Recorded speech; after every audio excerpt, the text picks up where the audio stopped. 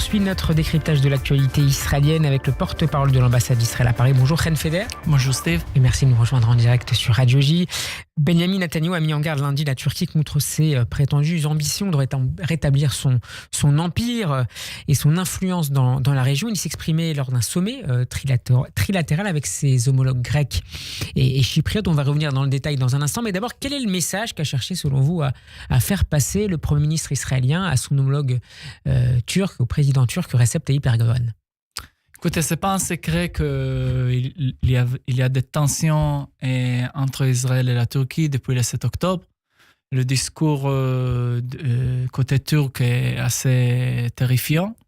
Et il y a d'un côté israélien une volonté de renforcer les relations avec les partenaires comme la Grèce, comme la Chypre, qui ont le même point de vue vis-à-vis de la Turquie. Et il y a une menace en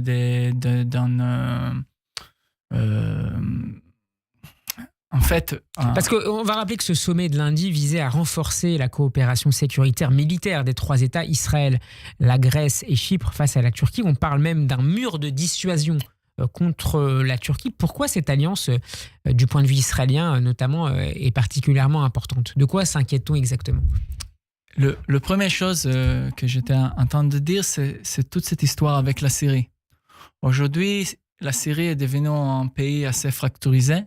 Et il y a une volonté de la part de la Turquie d'influencer telle ou telle partie de la Syrie. Et je rappelle qu'il y a une frontière commune entre la Syrie et la Turquie.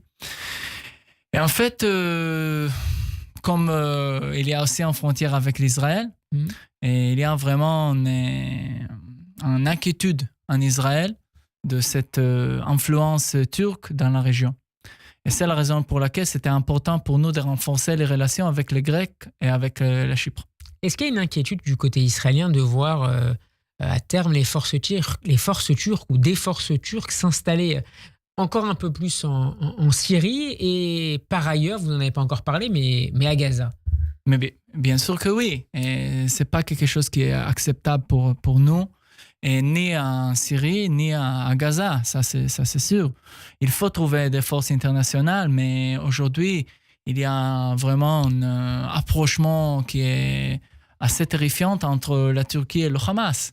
Et si je ne me trompe pas, même dans cette édition aujourd'hui, ils ont discuté de ce rapprochement entre le Hamas et la Turquie. Tout à fait, on en a parlé dans le journal. Et alors, c'est quelque chose qu'on suit et qui met... Qu'Israël peut empêcher? Je ne sais pas si on peut empêcher ou pas, mais on peut pas laisser rentrer des forces turques à Gaza. Alors revenons maintenant sur cet article du journal Marianne sur l'infiltration d'ONG occidentales à Gaza par le Hamas, une enquête qui s'appuie sur des documents inédits et rares découverts par l'armée israélienne. Quelle a été la stratégie, il nous reste un peu plus d'une minute, du Hamas avec ces organisations pour les infiltrer et influencer de l'intérieur? En fait, il y a des principes de neutralité et impartialité de la part des ONG, mais c'est quelque chose qui n'était pas possible d'être respecté à Gaza. Et la raison pour laquelle, c'est que le Hamas a dit qu'il faut avoir des garants qui sont des gens qui coordonnent, qui opèrent avec nous dans chaque opération humanitaire à Gaza.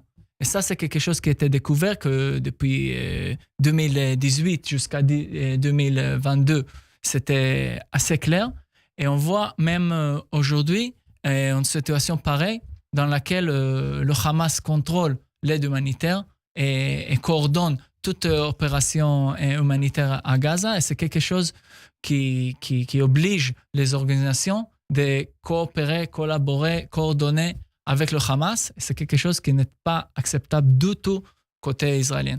Un article signé de notre confrère Pierre-Simon Assouline est à retrouver sur le site de Marianne. Merci beaucoup, Chen Feder, d'avoir été avec nous. Je rappelle que vous êtes le porte-parole de l'ambassade d'Israël à Paris. Bon après-midi à vous. Merci, Steve.